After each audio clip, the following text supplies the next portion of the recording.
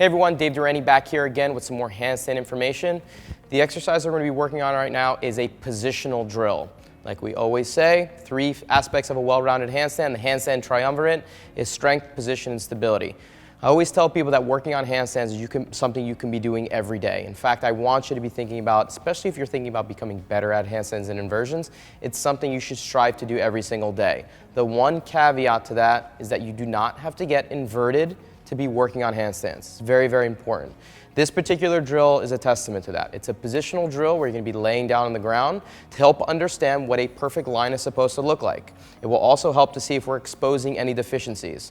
Is there any deficiency in my shoulder angle, potentially in my elbow positioning, in my hip? What am my lower half doing? All of these things are something that we can hopefully put into place laying down on the ground with those hands pressed into a box as I'm going to show.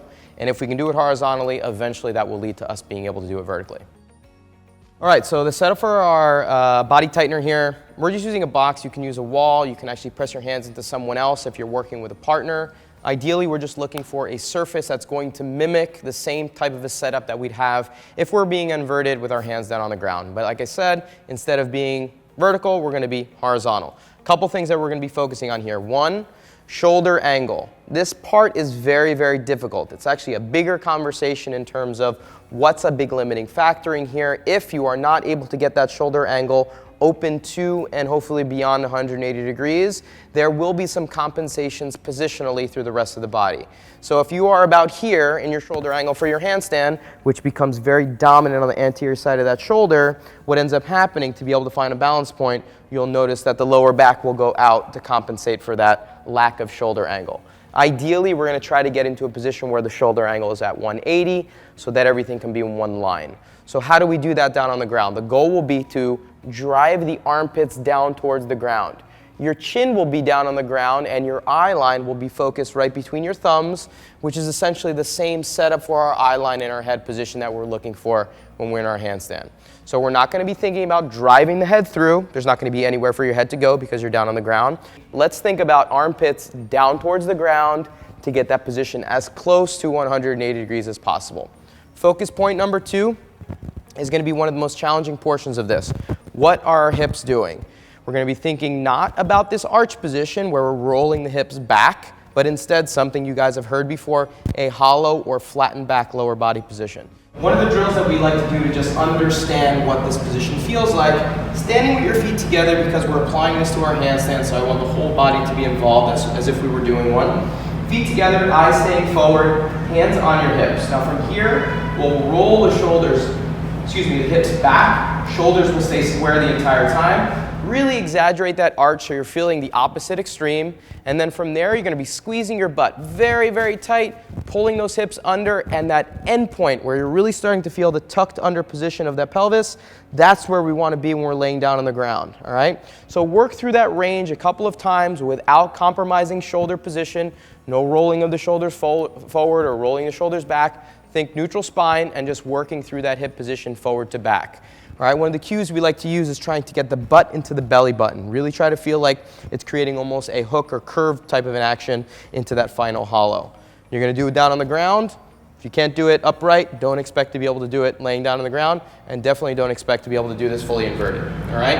Lastly, the legs will be fully in contact with the ground. Your feet will lay flat, so you'll be thinking about a pointed toe position, and our feet will be in contact. All right? So we're going to be thinking about creating one nice line. If your feet are off the ground, it means that you're in an arch. So an indication that you're working on a better line is feeling those feet and toes fully in contact with the ground the entire time.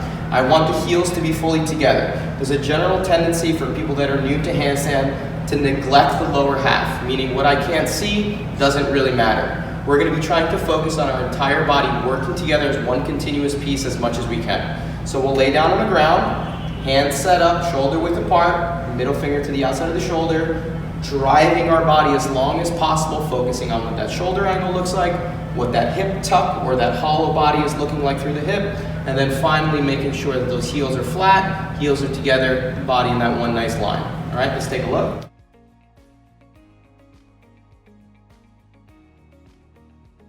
Okay, so laying down on our stomach, hands pressed into the box, basically mimicking the same position that we'd want to see in a fully inverted handstand.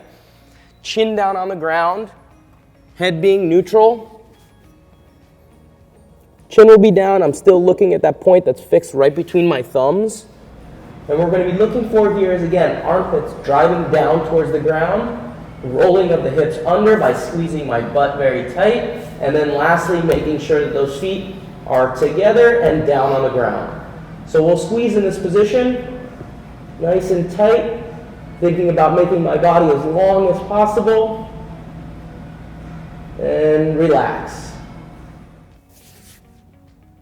So a couple things to note after doing this. What I generally do in terms of rep schemes with this, I normally have my athletes do a 10-second hold and a 10-second relax, and I go through 6 rounds.